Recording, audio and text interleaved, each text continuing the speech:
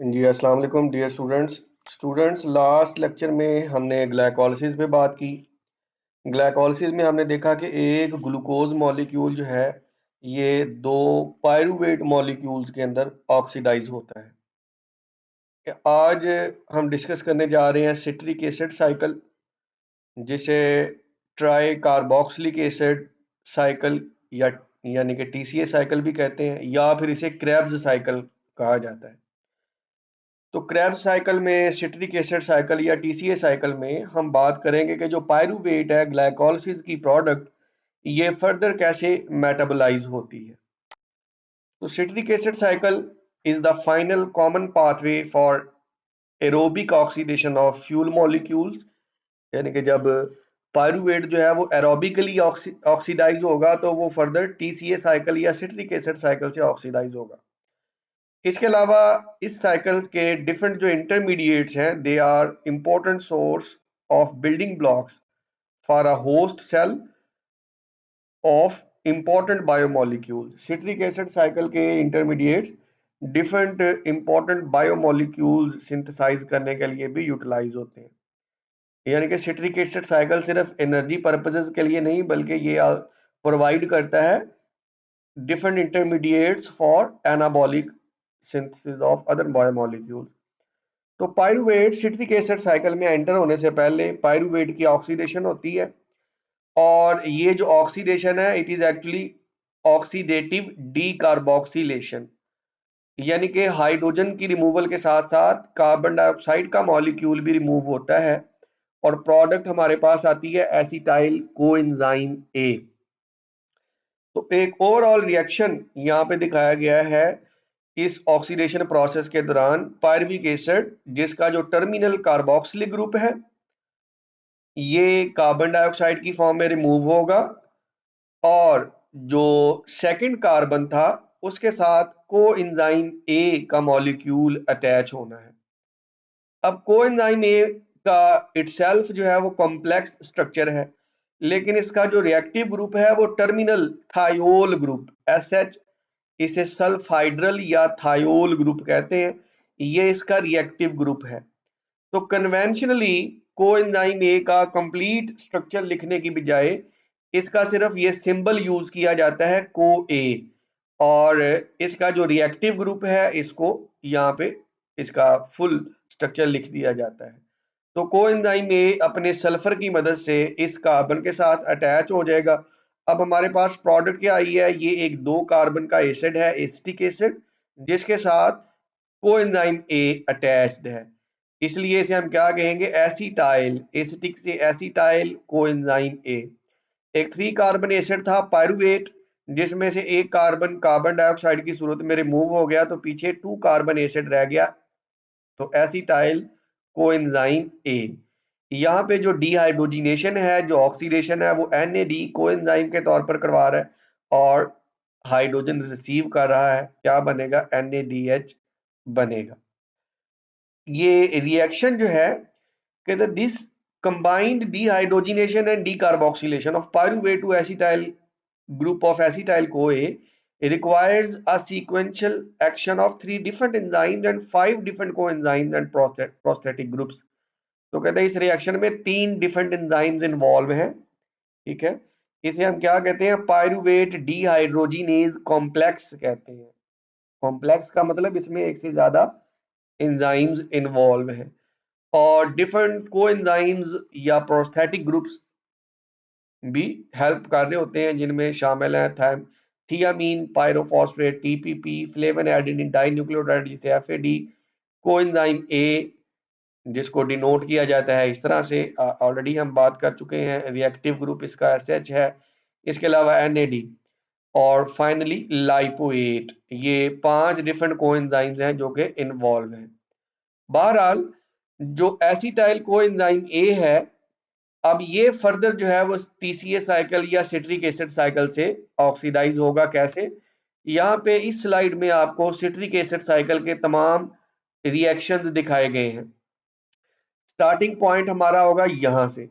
Starting point में देखें, एक प्रीकर्सर मॉलिक्यूल जो कि एक 4 कार्बन एसिड है, ऑक्सैलो एसीटेट, ऑक्सैलो एसीटेट जो है ये एक 4 कार्बन एसिड है जिसके दोनों टर्मिनल पोजीशंस पे आपको एक एक कार्बोक्सिलिक ग्रुप नजर आ रहा है। ठीक है, तो ऑक्सैलो एसीटेट साथ में एसिटाइल कोएंजाइम ए, एसिटाइल के दोनों कार्बन को यहाँ पे ग्रीन कलर में उसने लेबल कर दिया ताकि आप इनको डिफरेंशिएट कर सकें, और साथ में एक वाटर मॉलिक्यूल ऐड होगा। ये वाटर मॉलिक्यूल क्या करेगा, यहाँ से इस वाले बॉन्ड की हाइड्रोलिसिस करेगा ताकि कोएंजाइम ए यहाँ से डीटैच हो जाए। तो कोएंजाइम ए जो पिछले स्टेप में यहाँ पर ऐड हुआ था, सिट्रिक एसिड साइकिल के पहले ही रिएक्शन में कोएंजाइम ए रीजनरेट हो गया, यहाँ से एग्जिट कर गया, और एसिटिक एसिड जो बनेगा, ये एसिटिक एसिड, ये 2 कार्बन का एसिड जो यहाँ से अलग हुआ है, इसको ऑक्सैलो एसीटेट में ऐड करके एक 6 कार्बन एसिड जनरेट होगा जिसे सिट्रेट कहते हैं। एंजाइम का नाम भी इसी बेस पे सिट्रेट सिंथेज है। इस सिट्रेट की रीअरेंजमेंट करवानी है अकोनिटेज एंजाइम ने और आइसोसिट्रेट बनना है।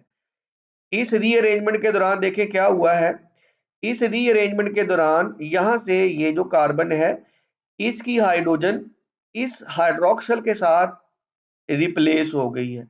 हाइड्रोक्सल ग्रुप शिफ्ट हो गया इस कार्बन पे और यहां से एक हाइड्रोजन शिफ्ट होगी इधर, तो यहाँ पे हाइड्रोक्सल शिफ्ट होने से CHOH बन गया और यहाँ से हाइड्रोक्सल की जगह पे हाइड्रोजन आ गई। तो सिट्रेट की रीअरेंजमेंट के बाद बनता है आइसोसिट्रेट, और आइसोसिट्रेट की अब 2 कंसेक्टिव स्टेप्स में ऑक्सीडेटिव डीकार्बोक्सिलेशन होनी है। फिर यानी कि ऑक्सीडेशन के साथ साथ कार्बन डाइऑक्साइड भी रिमूव होगी। तो पहले स्टेप में आइसोसिट्रेट डीहाइड्रोजिनेज, आइसोसिट्रेट डीहाइड्रोजिनेज यहां से एक कार्बोक्सिलिक ग्रुप कार्बन डाइऑक्साइड की शक्ल में रिमूव हो गया। ठीक है, यहां पे ग्रुप रह गया CH2, और ये जो सेकंड कार्बन है यहां से 2 हाइड्रोजन रिमूव होंगी, NADH प्रोड्यूस होगा।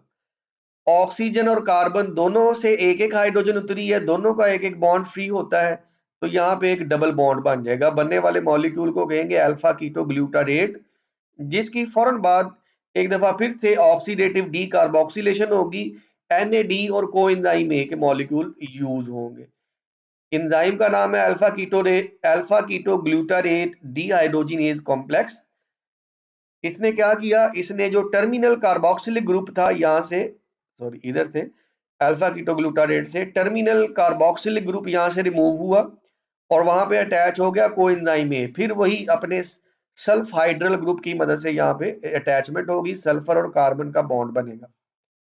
ठीक है, अब जो 2 हाइड्रोजन हैं, एक हाइड्रोजन रिमूव हुई कोएंजाइम ए से और एक हाइड्रोजन ये कार्बोक्सिलिक ग्रुप ने ऑलरेडी आयोनिक फॉर्म में मीडियम के अंदर रिलीज की हुई थी।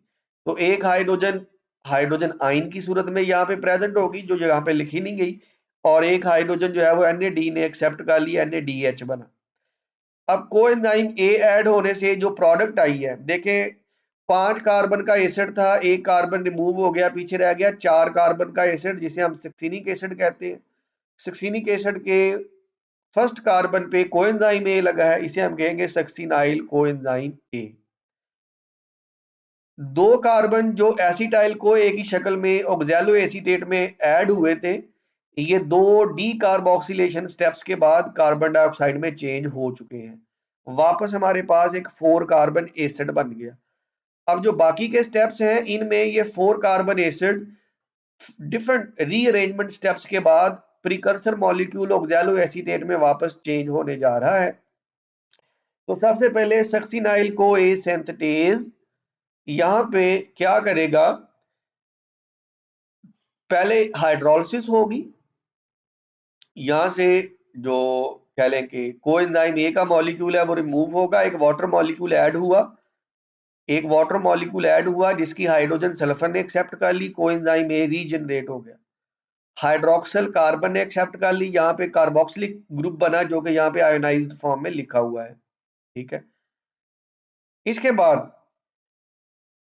फर्दर इसमें इनफ एनर्जी रिलीज होती है जिसकी मदद से एक जीडीपी और इनऑर्गेनिक फॉस्फेट को मिला के जीटीपी बनता है। अब ये जीडीपी और इनऑर्गेनिक फॉस्फेट जब रिएक्ट करेंगे तो एक वाटर मॉलिक्यूल रिलीज होगा, इसलिए यहाँ पे नेट कंजम्पशन और रिलीज ऑफ वाटर जीरो है। जो यहाँ से कोएंजाइम ए उतारने के लिए वाटर मॉलिक्यूल यूज हुआ था, वो यहाँ से जीटीपी बनाने के लिए वापस हमें मिल गया, इसलिए यहाँ पे नेट कंजम्पशन और रिलीज वाटर की जीरो कोई मेंशन नहीं की गई।